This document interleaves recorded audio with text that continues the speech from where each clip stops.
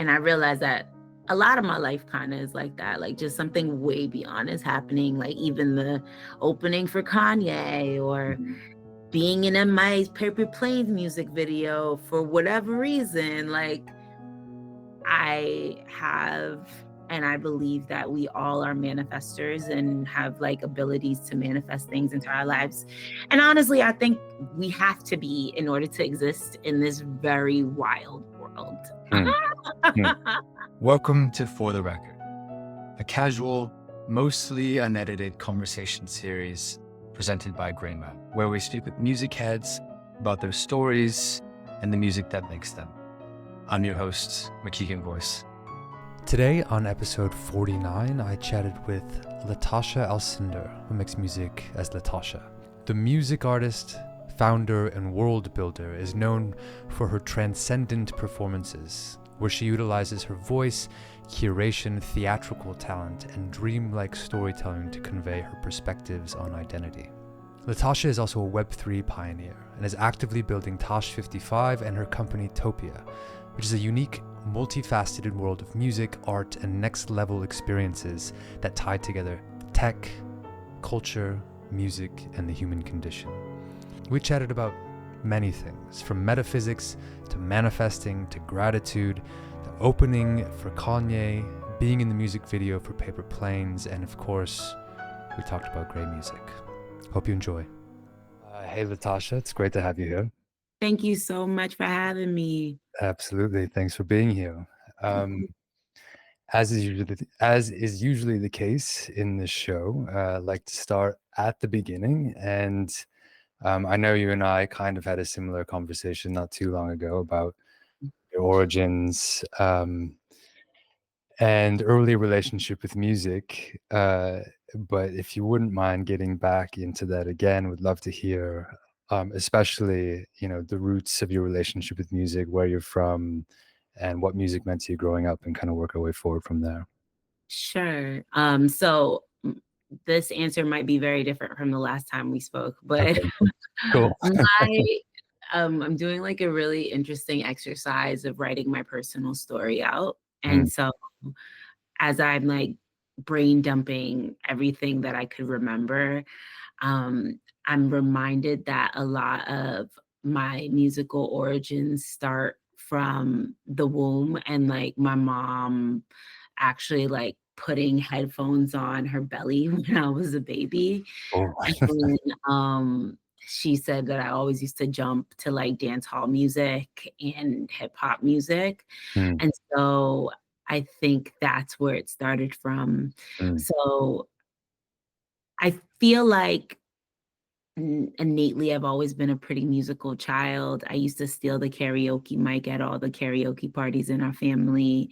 And then I grew up in a Caribbean and Latino home where Christmas was always involving like big, huge, bombastic speakers in our tiny living room. Cool. And playing everything from like DMX, Rough Riders to Celia Cruz to Buju Banton and everything in between.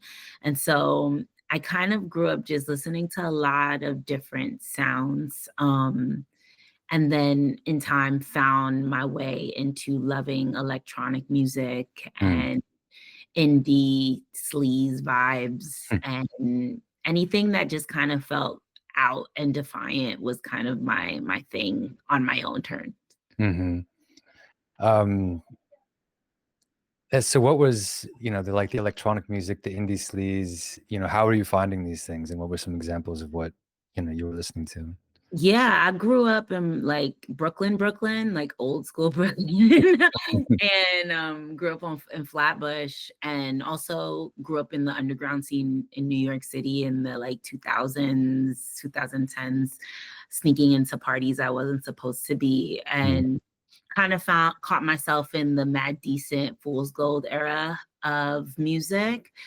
And so would be partying with crews like Ninja Sonic, which saying their name right now is like, what the hell, Ninja Sonic? But found myself around like Ninja Sonic, and now before they were named something else, but now Hara Crew from New Jersey, and felt deeply, deeply obsessed with MIA at Mm. that point of my career too. So obsessed that I skipped school to be in her music video, the Oh, Paper sweet. Planes music video. Oh, cool. That's that's pretty awesome. Yeah, it was really cool. So her, and then like Santi Gold Yeah. also found a huge obsession with. I went to her college. I went to Wesleyan University, and so fell in love with her. And then like Sleigh Bells, Oh yeah, I forgot about Sleigh and I Bells. know I feel like when I say these names, everybody's like, "Oh my god!" Like those. Kid Cudi obviously was like a huge important part of my world building musically. And then of course Kanye. I felt like Kanye was like the epitome of bringing together like the hipster weird kid Yeah. to the hood, you know? And Yeah. so he meant so much to me at that Mm. time because he spoke to who I felt like I was, which was like this kid who grew up in the hood, kind of shy, only child vibe. But deep down, we always knew we had like some fire thing to share with the world. Mm. So yeah, those were like the sound waves that I was kind of coming up with. Cool. Yeah, and I remember the first time that we talked, you expressed that the way that you began expressing yourself was Mhm. poetry, Mhm. and how that over time sort of developed into hip hop. And yeah, I wonder if you could talk a little bit about about that, those early days of poetry and how that began to merge in into your music world and evolve in your voice. Yeah, poetry landed in my life. I want to say like junior high, going into high school, I started really getting crazy with journals. And I Mm. like obsess about stationery also. Like I am a nerd about like paper and pens and writing. It's a thing. So my cousin Sharika and I used to like stash all of our secrets and fantasies into journals and share them with each other. And then eventually those secrets and things became poetry. And I don't even know. I don't even know if I called it poetry. I just was like writing like similes and metaphors and stuff like that, and kind of finding ways to put them together in cool ways at that time. And I was like a huge just MTV nerd as well. So like I would read lyrics and then I would just make up my own and put them in my journals. And so that started around that time. But then I had a partner who very young boyfriend vibe, and he was really into hip hop and loved Jadakiss and Mm. rap and stuff like that. And we used to just battle and fight about rappers. And I shared with him my poetry that I was secretly doing, and he was like, "Yo, I think you really should consider this." And sadly, he passed away Mm. over gun violence. And Mm. then, in order to heal, I just kept writing poetry. Mm. Honestly, it was funny because while I'm doing this personal story, simultaneously was doing mock trial and debates. Huh. And so it was kind of like always this performative aspect to Yeah. me, vocal orator or speaker aspect to me in my life. I just didn't tie them together until I got into college. Mm. And so at Wesleyan is when I realized like, oh, I do like to be vocal with my poetry. I do like to like do spoken word. And that's when I also found myself in the worlds of like New York City poetry clubs, like the Writer's Block, Bowery Poetry Club, New Yorican, and would go and watch these crazy poets like just doing spoken word pieces. And just, I remember just having chills Mm. sometimes from some of Yeah. their shows. And I was like, I want to do this. Like, I want to figure out how to do this. And started getting into those worlds too. So I was a part of writer's block for a quick second, but I didn't feel like I was a good enough Hmm. performer yet. Like I still was like really new to it. And I remember I did one show and nobody said anything to me. And I was like, oh, I crashed this show.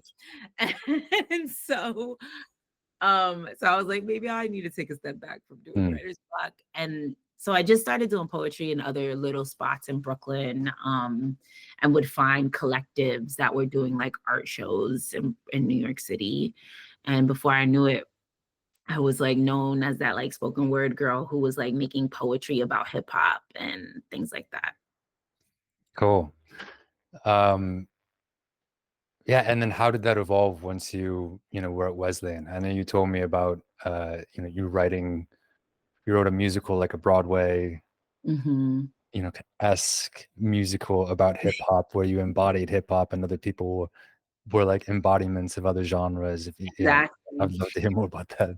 Yeah. So um in Wesleyan, I really had um a lot of challenges with writing and Mm, comprehension. I've kind of always have. I blame it on the fact that I was learning English and Spanish at the same time as a kid, and like my family just like messed up my brain in some way with that.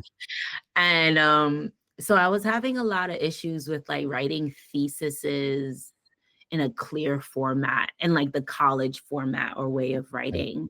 mhm, And so I remember my teachers telling me things like, oh, you were just like a quota to be filled at Wesleyan. Like mm. you really wasn't supposed to come into school. Jesus. And yeah, Wesleyan was tough. Yeah. Um, Tough. so really tough. And honestly, at some capacity, they might have been right because I did go to a shit high school that didn't really teach me a lot, but whatever, it's the past. So over time, I was always like the kid with the headphones on in school and Mm, listening to like a lot of rap and Biggie and all this stuff, and started taking like African American studies classes and poetry classes, and just realized like how poetic Biggie was. Like I mm, just was really fascinated with how poetic Biggie was and how poetic just like a lot of rappers were at that time.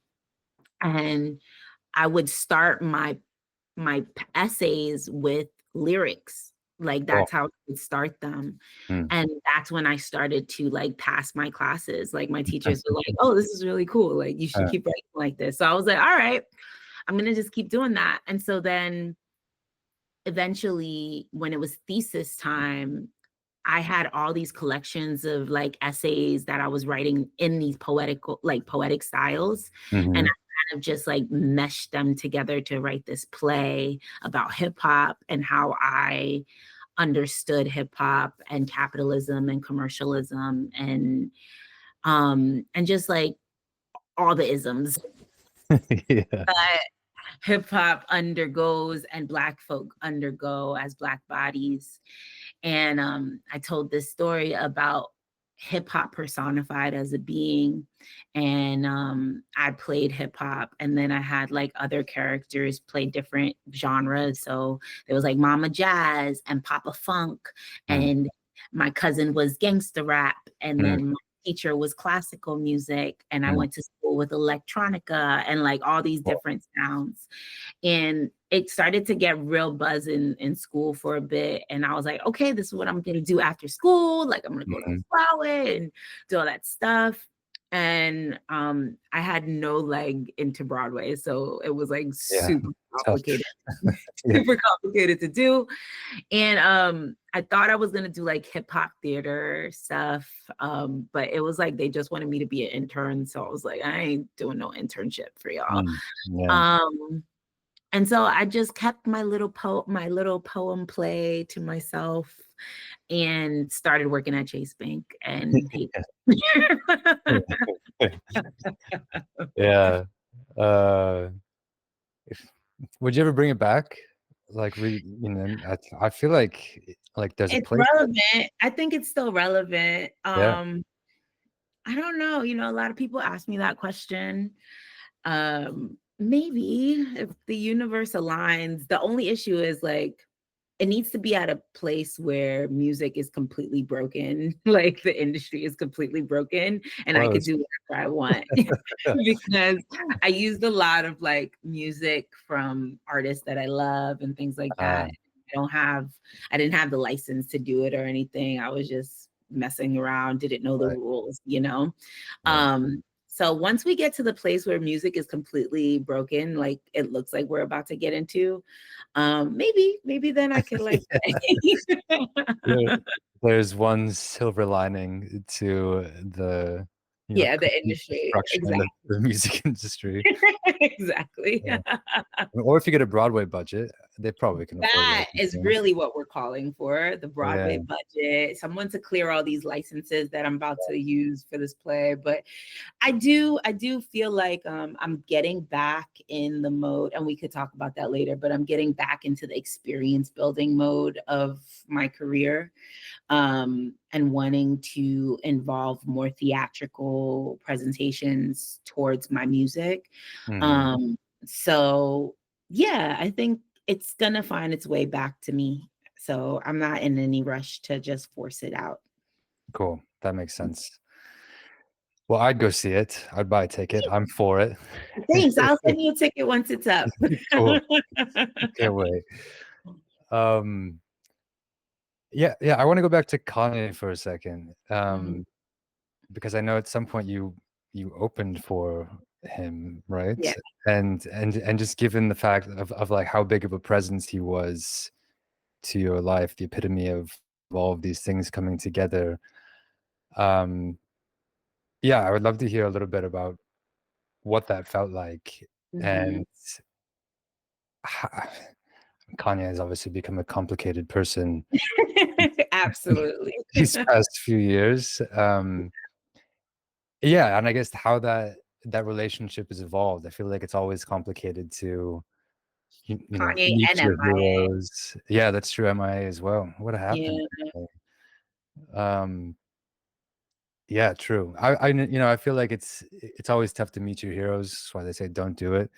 Um, but I Come sit but I wonder if you could talk a little bit about like what it felt like to actually be like on a on the stage. stage that Mhm. with him, what that was like, and then I guess after that, what it felt like as things changed. Yeah, I mean, that show was the Brooklyn Hip Hop Festival back in like I don't even remember what year it was, but there was so many people on that stage that now I'm like, oh my God, I shared the stage with so many legends. Mm, I don't talk about it, but Kendrick Lamar was on that stage that sure. same day. Schoolboy Q, Oh, yeah. Jay-Z popped up on that stage too, Wow. but he only came in for a song.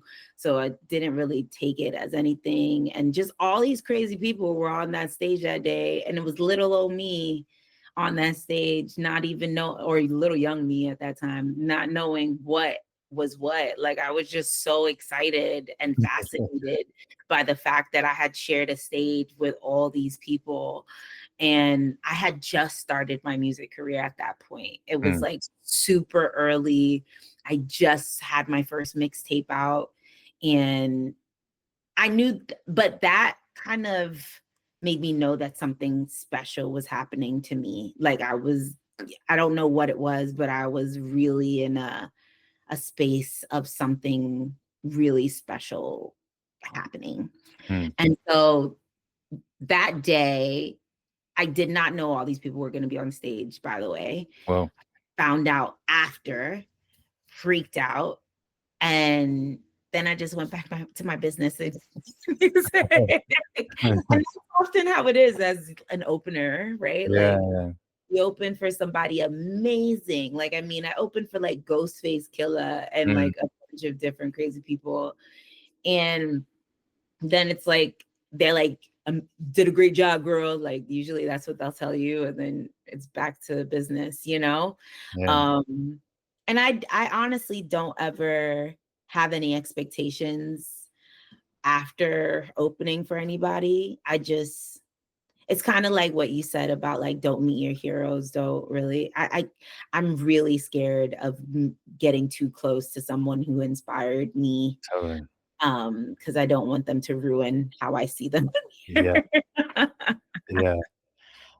It's true. You almost need a degree of separation to maintain that, like, space where they can continue to be an inspiration. Once they become, Right. like, too human and you're Exactly. aware of, like, all of their flaws, then all of a sudden I mean, it's important to acknowledge that these are human beings, but I feel like there's also a space to, preserve the art of these people as, like, pure inspirational places that you can draw from. Exactly. And so I always kind of just like kept my distance. And people always were like, yo, you should have did this and that and rapped and da, da, da. And I'm like, first of all, I'll never be the girl who goes in front of Kanye's and raps him 16 bars. Like, I'm just Yeah. not that girl. Yeah. If we find each other, we find each other, Yeah. I and appreciate that. that's where my heart is with it. And also I feel like I'm a star too. So I'm like, Yeah. He should be coming up to me. yeah, but yeah, that's where I am with it. Yeah. Okay, so this was post-Wesleyan, Mhm. post-Chase? Yeah, well, kind of in the same time frame, to be honest. Okay, I was still working at Chase, but post okay, Wesleyan for sure. okay. And was this pre? Because I wanna talk about the crazy experience you had manifesting Mhm. this, like, angel investor to come into your life. Yeah. And was that around then? Yeah, no, like maybe like 5 years after Oh, it was that okay, like, 5 happened. years after. Okay, cool. Yeah, so I was like making a ton of music and then got caught up in some like kind of label situations where labels were starting to approach me, but I hated all the deals that I was getting and kind of felt like they were just using me to like watch me and see what I would do to Mm, give it to other artists. And so I just decided not to go the label route. mhm, I also didn't understand the music industry well enough at that point. I was just like, I don't get it, so I don't really want to sign up anything. But fell into deep depression because I had no clue how to make money, no clue how to take care of myself as a musician. I just was like gunning. Um, yeah, but then eventually I was like stopping. And then a woman came into my life. She heard one of my songs on SoundCloud called BM, which meant Black Magic. And she was like, yo, this song is incredible. How come you're not out there more?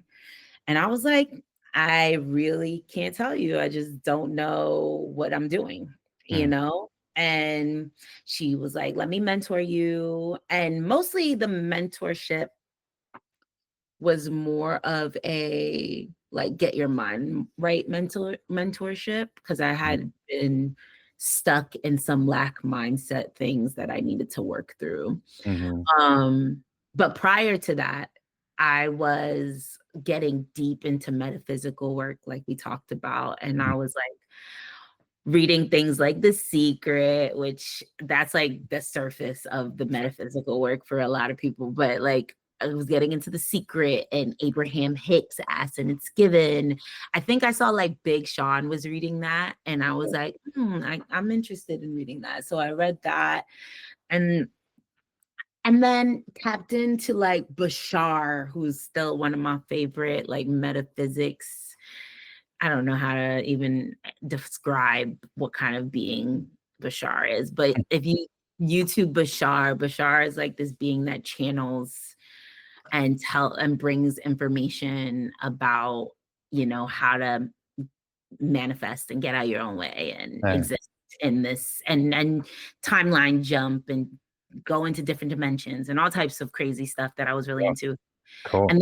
And then I got into my spirit science bag and it was a wrap.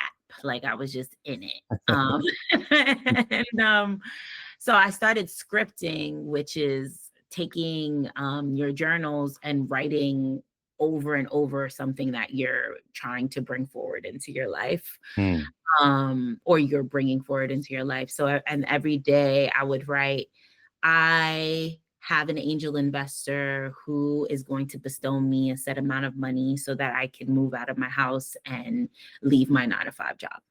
And I mhm, would write that like, I want to say 10 times a day after journaling. Wow. And then I would write my gratitude list of all things I was grateful for the day. And then I would find other things I wanted to manifest. Like I wanted to manifest living in Bed-Stuy with musicians and having a house with Christmas lights. And what was really important to me was like being super specific about the thing I was trying to manifest, because I wanted to see if it was me or if it was like something bigger than me making something happen. So I had these journals and I would just do that constantly. And then all of a sudden this woman came into my life, and I didn't even consider her an investor or anything. I just thought she was just someone who was a fan.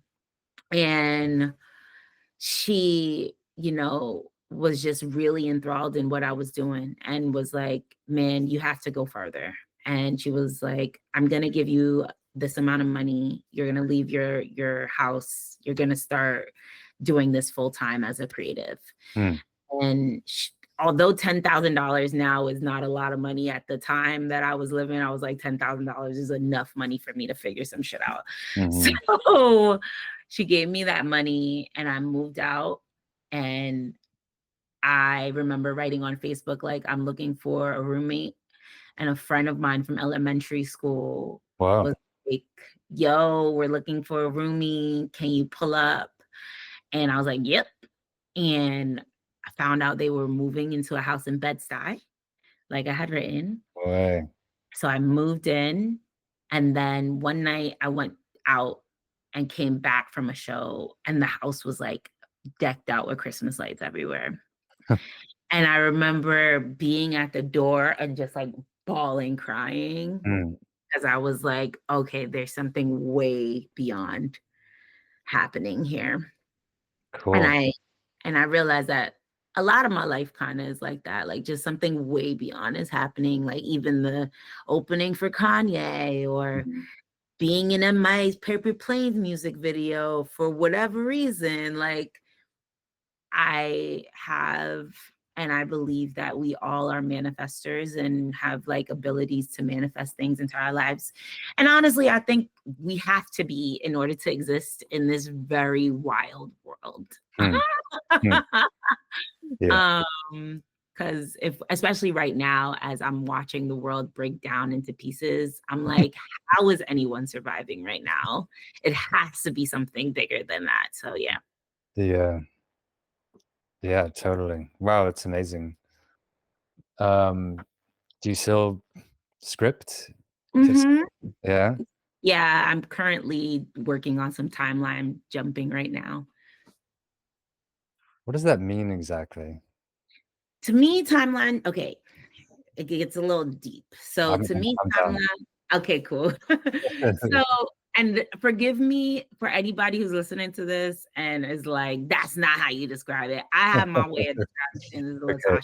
Hey, this is your timeline jumping. Yeah, this is my version. So I believe that at every moment we are like hitting different dimensions based on our decisions and the way we act upon things. I think every time you make a decision, you're telling yourself you're going in this direction or that direction. And I believe that timeline jumping is making the intentional decision that you're going to step into a certain dimension of yourself. And I think also that time is cyclic, time is nonlinear. So at any point, you could just shift into a whole different being or existence if you just do some sort of work towards it. I'm really into also chakra work, and I utilize like my chakras to help me manifest and help me timeline jump. So I think each of our chakras are connected to like different things you need to do in order to get yourself to a different place. And so a lot of my work is like getting rooted, getting creative, taking action, making sure it's of the heart, vocalizing, looking at it from an intuitive perspective, and then connecting to a higher source energy. And if I do all those things consistently enough, I I will timeline jump and move into a different dimension. Cool. And I've done it many times now. And so I know there's a little woo-woo for some people, but for me, I really adamantly believe in it. And I think we do it all the time, but people just aren't like noticing that they're doing it. Unaware. Yeah. Yeah. Cool. No, I'm really into it. I mean, I trained to be a meditation teacher at one point, did some Oh, work wow. with, different chakras, things like that. Mhm. And I've like been peripherally aware of like metaphysics. I've never really dived into it, although I've always been into, kind of the esoteric Yeah, same. woo-woo stuff. It's just, kind of wild, which I appreciate. And like, so anyways, yeah, I think maybe I need to explore that in more depth.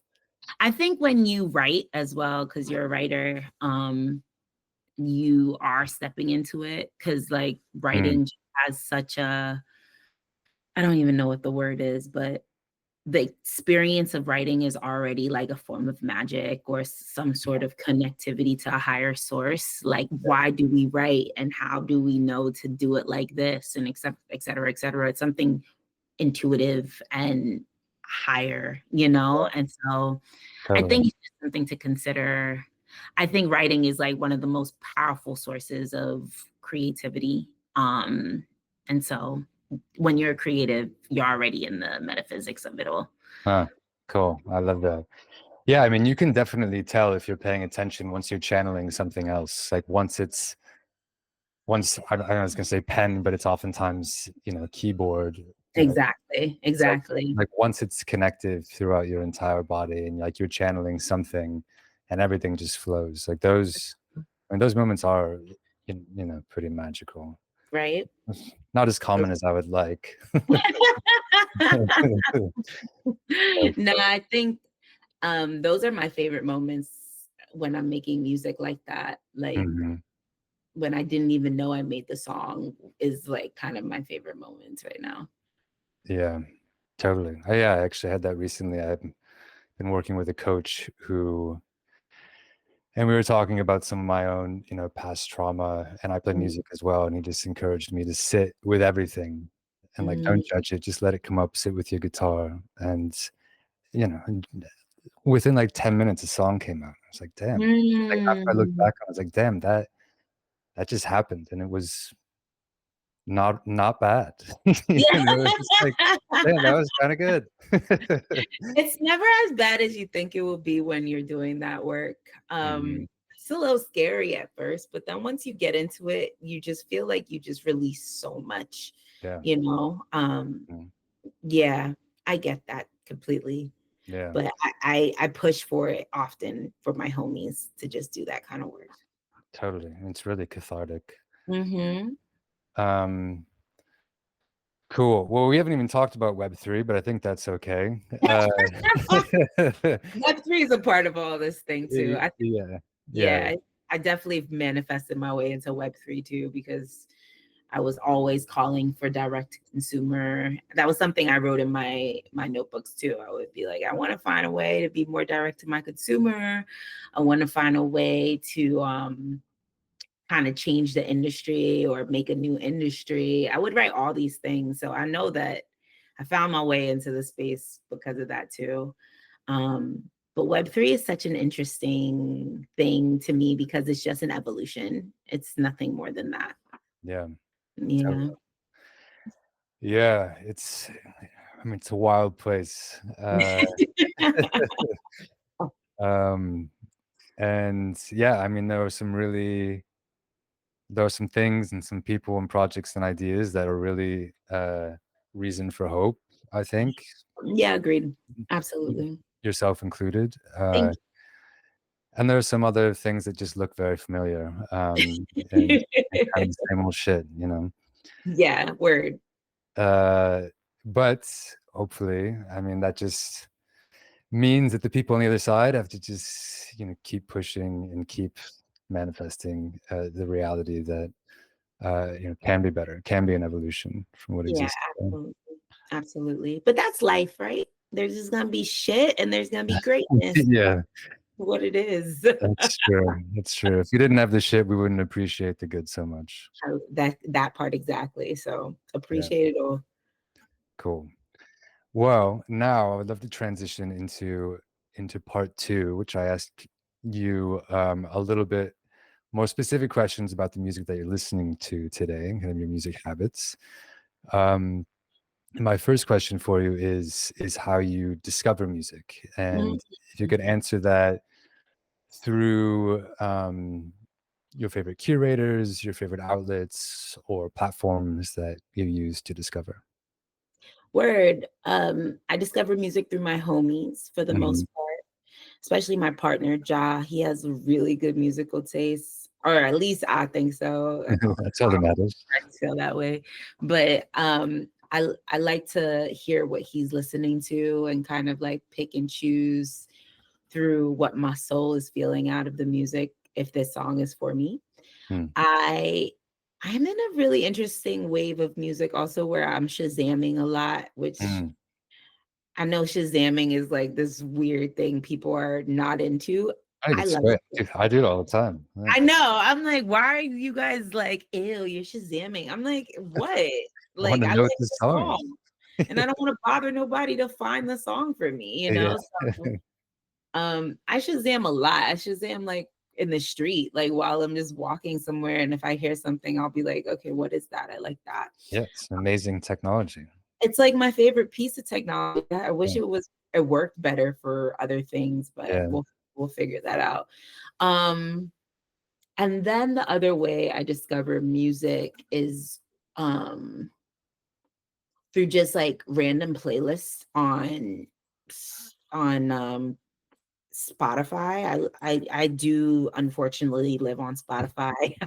um you The kind of have product. It's a to. good product. It's a great product. But I'll just let things play, and then I'll put like a random playlist on, like a chill mix or a, electronic something mix, or I like their like really weird ones like Pollen. Those are like the names of some of the playlists. And I like those because I feel like I find interesting things out of them. Mm. So I'll let those rock and then just let the algorithm kind of guide me for a bit onto Mm. some sounds that I think might be interesting. Mhm. But I also really like to find vinyls and things that I've never like heard before in places. Mhm. So I'll go to a vinyl shop and pick up some stuff that I like the cover of and just play Mm. it. Mhm. And then I use AI a lot too. So Like in I what way? I this is funny, but I like to listen to what AI will just make out of ideas that I have and like That's just cool. and never like really do anything with it and just see Mhm. what happens to these ideas. So that's like another thing that I've been playing around with. Like every 2 weeks, I'll like sit with AI and just like put things into it and see what happens. And if I like it, I'll be like, oh, cool, maybe I could use this one day, or maybe I'll just listen to it because I like it. Mm. But yeah, that's how I'm discovering music right now. And of Cool. course, social media, but who isn't discovering music? Yeah, indeed. Right. Um, cool. Okay, my next question. So kind of going back to the vinyl thing. I mean, it doesn't Mhm. have to be vinyl for this, but what, if you remember, was the first album you ever purchased, and what is the most recent? TLC, Crazy Sexy Cool was Oh, my first, great record. yeah, I love the album. Waterfalls. Waterfalls was incredible. Hmm. Um, as for like a physical, or is it like, No, it doesn't have to be physical, like be on Bandcamp or something, um, I or it have could be an been, NFT. good one. Hmm. Bandcamp, I found this really cool. I've been listening to a bunch of DJs really on Bandcamp. Um, who is the last person we purchased on Bandcamp? Let me check real quick. I've been listening to like this artist named Santo on Bandcamp a lot recently. and Gafasi, I want to say is how he pronounces his Awesome. name. It's Gafacci. Okay, Um, they are like producer DJ vibes cool. from like like I think Gafasi is from South Africa. Mm. And then I want to say Nervous Records, the guy from In Santos. He's from somewhere in Europe. But I've Mm. been like really interested in finding new weird shit. so Cool. so I also asked my homeboy Mikhail, who he's a DJ and he used to work with Boiler Room, like what are some cool weird things that I could get into right now. Been really into like Brazilian funk a lot Mm. and like Bali funk and yeah, just things that I could dance to. I want to Mm. dance. Yeah. Uh, I just want to dance. And so, yeah, I'll say that. And then, of course, I got the Brat album because you have to get the Brat album. Well, you don't have to. I did. I did. Yeah. I appreciate what she's doing. And I actually really like what she's doing. I think Mm. it's smart in a cheeky, smart way, which Yeah. I'm here for the irony and the satire and all that kind of stuff. Yeah. And then Doechii, I just got her project too, which I really love. The Cool. Alligator Never Heals. It scars. I don't know how to say the whole title, but it's a really good project. But Cool. she's rapping her face off, which I missed hearing. So yeah. Mm. Sweet.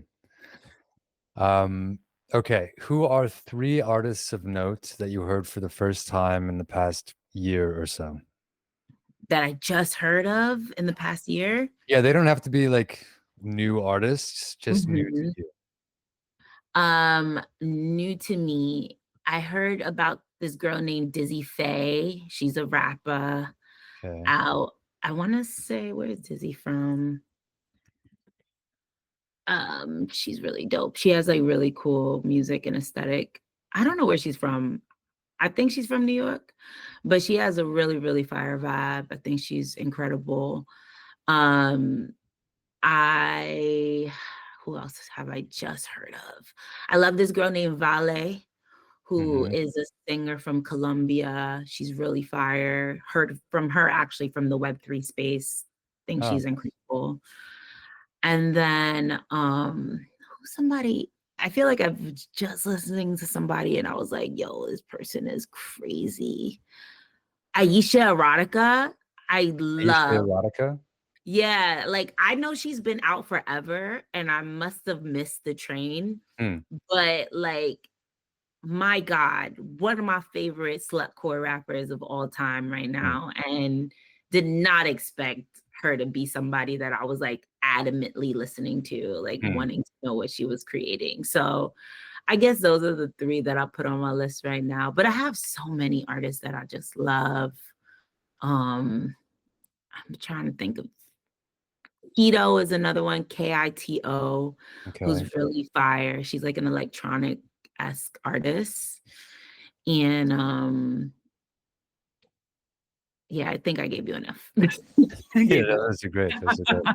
Thank you. You're welcome. Okay, now here's the big question for you. Uh-oh. Go into a desert island and you get to bring 3 records with you. I hate this. I hate this I one. know, I'm sorry. I'm sorry. I literally just did something like this for another team and I was like stressed. It's an impossible question. We won't, hold you to whatever you say. Okay. In this moment in time in my life, the Mm-hmm. 3 albums that I have to have on me is MIA Kala, Mm-hmm. forever have to have that project on me. I'm gonna hate to say this, but Kanye West, My Dark Twisted Fantasy, Great record. important record to me. Fuck, number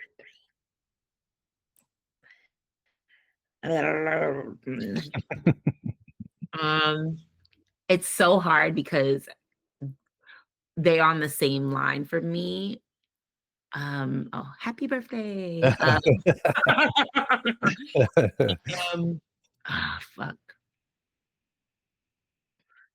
It's between Because of the Internet, Childish Gambino, Also incredible. or Tyler, the Creator's Call Me If You Get Lost right now. Those two projects mean a lot to me right now. If you had to pick one of them. Do this to me. Because of the Internet. Because the internet. Yeah. Cool. Have you ever heard the it's one of the what's the podcast? Maybe Song Exploder? Is it that one? I don't know. That may not even be the podcast, but there's an incredible there's a podcast that they like each season they dive into an album and they go like really, really, really deep. And they do one of their seasons is dedicated to Because the Internet. It's crazy. It's crazy. Yeah. I would definitely recommend like how deep he goes into like all the different associations he brings it into it. It's incredible. I think if you love the record, you'd appreciate it. I'll try to find it. Please do. Ah, man, now I'm like, there's one more. I have to take this. I have to take 4. I have to take Damn Kendrick Lamar. Like I have to take that project. It's just like it's so good. No. We don't have to take it. I'm okay. There's a Kendrick Lamar project though that feels like it needs to be with me at all times. Maybe Good Kid, Mad City. Yeah, that's the best. Yeah, for me as well. Yeah. It's such a good record. Good Kid is like the epitome. So yeah. I actually saw him on that tour when he was with Kanye, and so good. I remember that. Was that during Jesus? Yeah, it was Jesus, and it was a little bit after Good Kid, Mad City at that point, but I don't think he hadn't come out with Damn yet, so I think or no, To Pimp a Butterfly I think was after after that, right?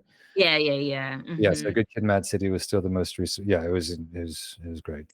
Such an incredible project, but those are the ones that I'm gonna take with me. Cool. All right. Hate that question, but yes. Yeah, I'm sorry. Everybody hates that question. I hate that question too.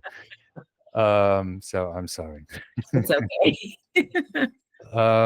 But that is about the end of the show. Nice. Thank you so much for being on here, Latashá, for your time, your energy. I really appreciate it.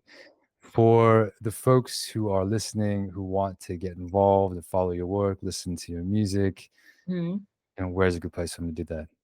Spotify, of course. Latashá, Latasha, and the last A has an accent on it. And then in all the Instagrams, the Twitters, the socials is at Call Me Latashá. So you can find me there. Cool. And last question for you. Now that you've been through the ringer of For the Record, who is another music head that we should have on the show? Oh man, who's like an artist? Doesn't have to be an artist, just like music head. We've had like label owners, record shop owners, music journalists. I just builders, all that stuff. I just heard a podcast with Dowda, who is Grimes' manager. Oh yeah, Dowda Leonard, right? Yes, he's brilliant. He's a really smart guy. Think he's a good person to bring on the show. Cool. Yeah. That's a good shout. I have made note. Good. Then now that's it. Thank you so much, Latashá. I really appreciate you. Thank you for being on here. Of course. Take care. Yeah. All right. You too. Thanks everyone for being here. That is a wrap on another episode of For the Record, a conversation series with all manner of music heads about their stories and the music that makes them. It's a production of Grey Matter and the new Crate Coalition experiment in building connective listening graphs. We stamp every music mention that you heard here, from the names of musicians to DJs to journalists to venue owners. And in the background, we're mapping these names to form those yet unseen connective threads between. Want to get involved? Check out our website, greymatter.fm. It's Grey with an E. Or you can come hang out in the Crate Coalition Discord. We'll see you next time.